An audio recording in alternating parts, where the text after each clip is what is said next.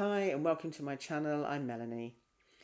So this video today has been inspired by many conversations, messages and comments I've had on this particular subject. And I've talked about this before in a few of my videos, but felt it important to come on today to talk about it again, just because of the sheer number of conversations I've had on this, and felt it would be good to share and highlight with all of you how this can block you on your journey. So what I am talking about is being impatient on this journey and how this can not just seriously hinder your progress, but you can be blocking yourself altogether from moving forward. And also to talk about why cultivating patience is so key. Now, you can be impatient on this journey for many reasons. There is the obvious one of wanting to reach physical union. I have talked about that a fair few times. Or it could be that you have been on this journey for a long time and have got to a place where you are no longer wanting to be in that chasing energy. You have decided to choose you. And so therefore you are keen and impatient to move forward and to get on with detoxing from the chasing energy and to start to grow your spirituality. Or it could be that you have been on the journey a while, making progress with working on yourself, and you are very driven to reach that next milestone or to have another breakthrough moment or to unlock and discover your spiritual gifts. Another reason you can become very impatient, and I've had many conversations on this, is wanting to discover your purpose or mission, the reason why you are here and what you are here to do, or to reach that state of enlightenment. Okay, so there are many reasons you can become impatient on this journey. I have just highlighted a few, and it may well be you could be impatient for more than one of those or all of those. Now, why is impatience such a big hindrance? Why can you be creating a block by being impatient? Well, being impatient will mean your focus is on a particular time, place, or event in the future, something happening or reaching a point in time in the future. You will be keen and driven, wanting to get to that particular point, which will cause a sense of urgency. So you'll be in a hurry to get there.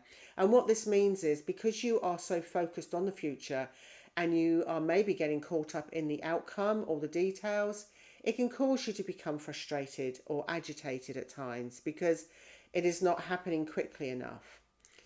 And so what this means is when your focus of attention is on the future in this way, it means you'll be coming from the mind, because the mind lives in the future and the past. It's always causing you to look ahead to a point or time in the future. And so that's why you can become impatient. You are becoming impatient to get to that point.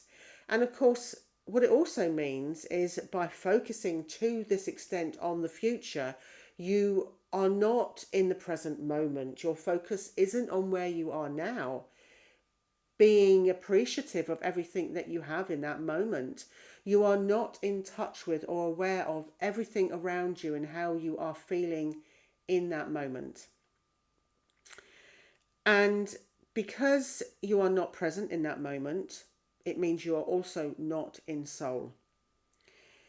Your soul resides in the now moment, and when you are present in the moment, it means you are in touch and connected with your soul.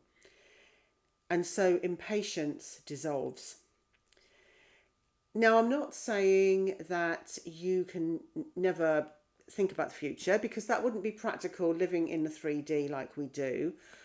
But what I am saying is there is a difference between fleetingly thinking of the future. So as an example, to make plans, to arrange things in the future for something that's coming up, but then to let those thoughts go, not to become attached to them. And to be heavily focused on something occurring and to become maybe fixated on reaching a particular point in the future where it's causing you to become impatient and causing you to feel frustrated or agitated or any of those fear-based emotions and causing you to be in a hurry. It's important not to go down that rabbit hole of getting lost in the future, or in other words, lost in your mind, because this can block your progress. Because when you get lost in the egoic mind with getting impatient, you are blocking your progress because you aren't connected to soul at that point. You can't be impatient and in soul at the same time because impatience just doesn't exist when you're in soul. It's only an issue for you when you are coming from the mind.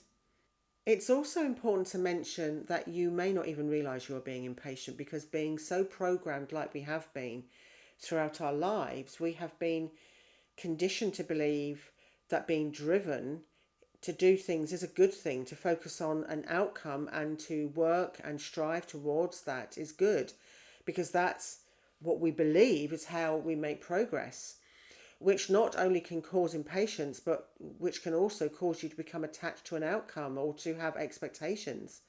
And remember, attachments to outcomes and expectations are also coming from the mind because you are thinking ahead and forming some sort of attachment or expectation, fueling impatience. And also, maybe setting yourself up for a fall if what you are expecting doesn't happen or happen in the way you think.